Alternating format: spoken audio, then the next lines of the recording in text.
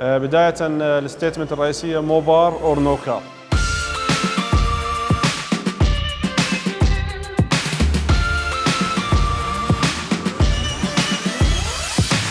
السلام عليكم ورحمة الله. مستمرين معكم في برنامج موبر من الألف إلى الياء. احنا اليوم بحلبة دبي دروم في فعالية موبر تكنيكال كونتست 2016، تحدي بين الخبراء تعون الوكالات.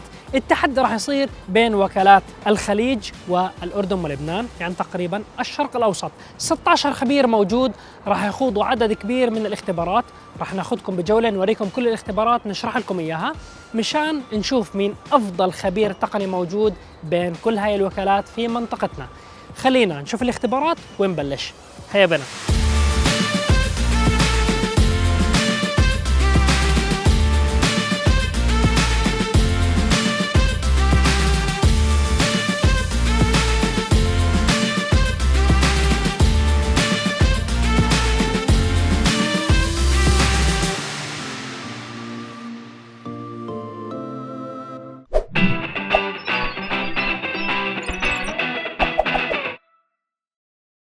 معلومة سريعة، هاي الفعالية لأول مرة بتصير إقليمياً، دائماً هاي الفعالية بتصير محلياً. الوكيل بيسوي اختبار وتحدي بين المهندسين والمختصين الموجودين عنده بالوكالة وبيعلن عن الفائز. فإن شاء الله تكون ارتقاء بالوكالات والخبرات الموجودة في المنطقة مشان العملاء يكونوا سعداء أكثر.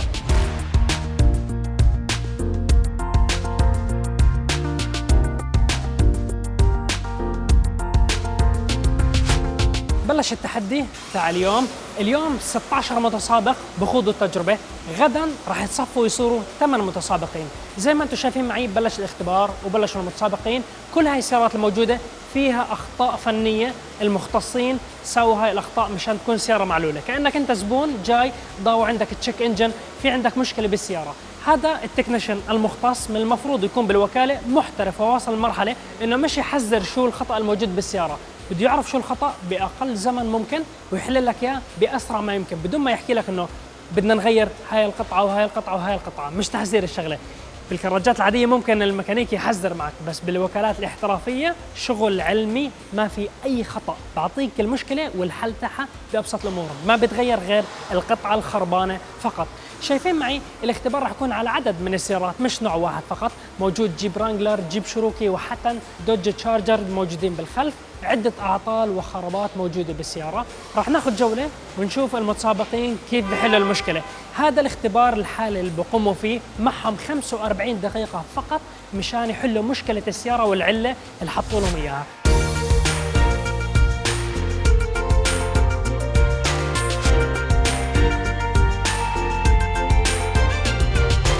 أغلب المشاكل الموجودة بالسيارات كهربائية مش ميكانيكية حالياً، لأنه المشاكل الكهربائية دائماً علالها كبيرة ومن الصعب إنه أنت تحلها بدون ما تكون محترف وضليع بهاي الأمور. حالياً لحد الآن ما خلص ولا واحد من الخبراء والمشاركين بحل المشكلة. مشاكل كلياتها معقدة. الرانجلر مشكلته بالستيرنج، لما تكون مشغل السيارة الستيرنج في رجة خفيفة فلازم حل هاي المشكلة. سيارات الدوج تشارجر المشاكل بالشبابيك الأمامية، ما بتفتح ولا بتسكر، فبده يحل هاي المشكلة. أما بالنسبة للجيب شروكي مشكلتها بنظام الانفوتينمنت سيستم، في مشكلة فيه، وحتى النظام السنسور الخلفي لما أنت ترجع ما بعطيك التحذيرات وما بيكون موجود الخطوط الخضراء اللي انت بتحدد وين كيف تصف السياره 100%.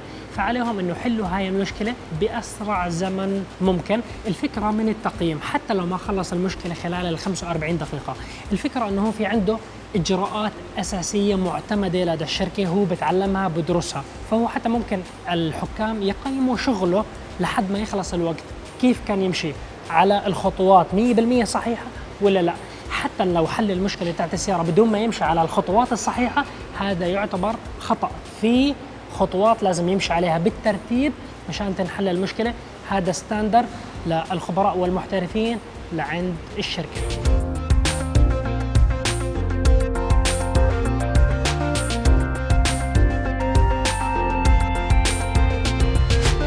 حكيت مع الحكام والخبراء جايين من أمريكا وبريطانيا. يعني معقد المشكلة اللي بالسيارة، مش مشكلة عادية إنه بكل سخافة ممكن يحلها. راح يتغلب ليحلها. إذا هو محترف راح يحل المشكلة، إذا مش محترف ما راح يقدر يحلها. طبعا إحنا ما بدنا نقرب كثير على المتسابقين لأنه هذا اختبار رسمي بدناش نعطيهم أي فرصة أو حجة يحكوا. رسبت بالاختبار مشان صهيب كان جنبي، فخليهم يقدموا منيح وإن شاء الله ينجحوا وما يرسبوا. ادرسوا منيح يا شباب.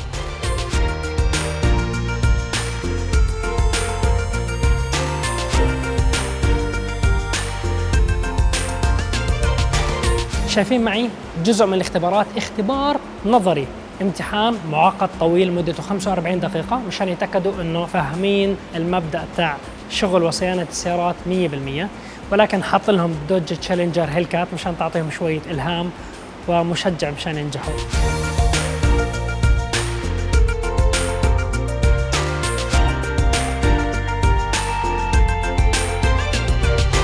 مرحبا بكم في هذا الحدث اللي أخذنا تقريبا 4 سنوات من التحضير حتى نوصل بمستوى الميكانيكية في الشرق الأوسط أنهم يكونوا مؤهلين مثل موبار في هكذا مسابقة. احنا حريصين جدا أنه يكون هذا المستوى على مستوى كل الميكانيكية في الشرق الأوسط، بحيث أنه نوصل إلى مستوى من رضا العملاء يتناسب مع الطموحات اللي احنا حاطينها كموبار.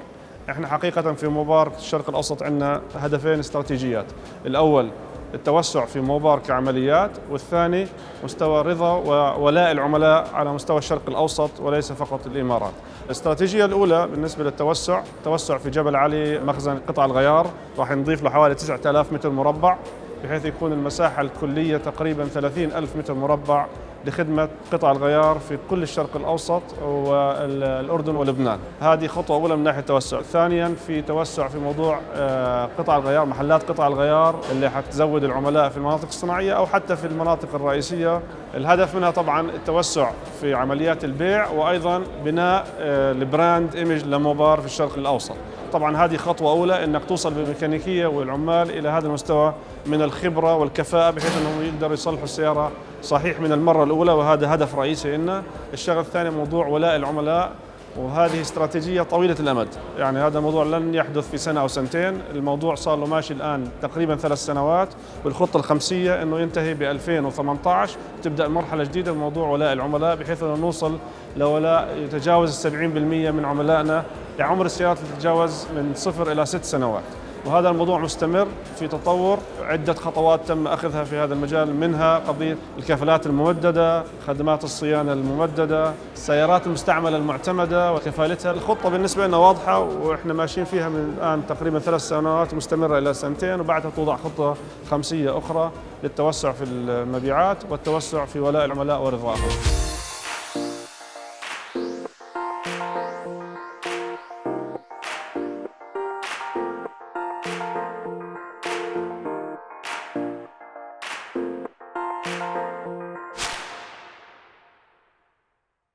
اليوم الثاني من تحدي المختصين مع موبر.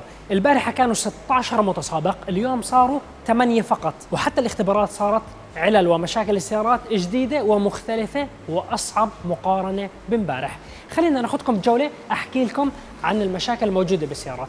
بالنسبة لسيارات جيب الرانجلر الموجودين، الخطأ الموجود فيهم انه انت اول ما تشغل الاضويه تاعت السياره المساحات تلقائيا بيشتغلوا، فلازم الخبير يعرف هاي المشكله ويشخصها ويحلها. بالنسبه لسيارات الدوج تشارجر، المشكله تاعتهم انه اول ما تشغل السياره في اهتزاز بصير، وحتى بتشوف الاهتزاز واضح على المساحات. فالمشكله تاعت السياره انه خط الايرث تاع الكهرباء قطعوه، فلازم يشخص هاي المشكله ويحلها باسرع وقت. بالنسبه لسيارات جيب جراند شيروكي، مشكلتهم اول ما تشغل السياره تشتغل السياره لمده 1.5 ثانية، ثانيتين، بعدين تلقائيا لوحدها تطفي السياره، ففيها مشكله بالكهرباء لازم يحلوها.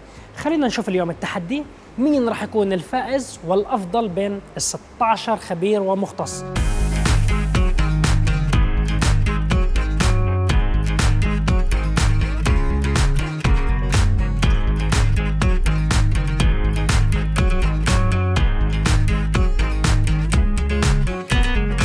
هاي وصلوا الخبراء، هلا راح يبلشوا بالاختبار تاع دوج تشارجر. حكينا لكم المشكله، مش راح احكي شو المشكله، بلاش ما يسمعوا ويعرفوا المشكله على السريع.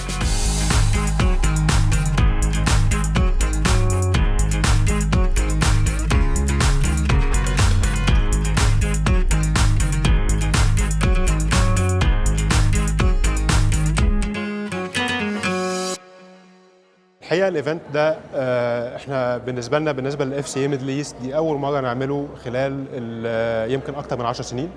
دي كانت يعني ثمره مجهودات احنا شغالين عليها طول السنين اللي فاتت على مستوى الوكلاء. احنا قدرنا نرفع مستوى التدريب ومستوى السيرتيفيكيشن على مدى السنين اللي فاتت. قدرنا نحط برنامج للسيرتيفيكيشن كل الوكلاء حاليا ماشيين عليه، وقدرنا نوصل لانجازات ممتازه في المجال ده. فده كان التحدي او الخطوه التاليه بالنسبه لكثير من التكنيشنز بتوعنا، ان هم بما انهم وصلوا للمرحله دي واصبحوا الاوائل على الوكلاء اللي هم شغالين معاهم، فيبقى ده التحدي التالي، ان هم يتنافسوا مع الاوائل بتوع الوكلاء التانيين، بحيث انه لو هم دولت الافضل على مستوى ريجن فاحنا جايبينهم يتنافسوا مع بعض علشان نشوف مين افضل الافضل. احنا الحقيقه كنا مهتمين جدا ومن اولوياتنا ان احنا نراعي الحياديه التامه واعلى درجه من الاحترافيه كمان في التقييم بالنسبه للتكنيشنز اللي جايين على الكونتست ده.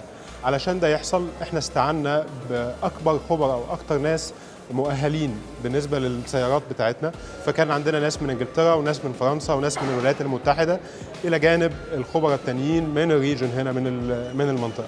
فالهدف من الموضوع ده ان احنا كان يبقى فيه محكم لكل متسابق عشان نضمن اعلى درجه من الحياديه، وان يبقى فيه متابعه دقيقه لكل اللي بيتم. الحقيقه تم عمل ايجاز لكل المحكمين دول قبل الكونتست بيومين على مدى يومين ورا بعض عن ايه عناصر التقييم، ايه الحاجات اللي احنا بنقيم التكنيشنز دول عليها. ان شاء الله الاتجاه بتاعنا انه ده يبقى حدث سنوي. السنه دي بدانا بس بالتدريب التقني او بالتكنيكال تريننج. باذن الله السنه الجايه ان شاء الله الايفنت هيتعمل على سكيل او على نطاق اكبر من ده، وهيشمل ناس ذو ادوار تانية كمان ان شاء الله في الوكلاء.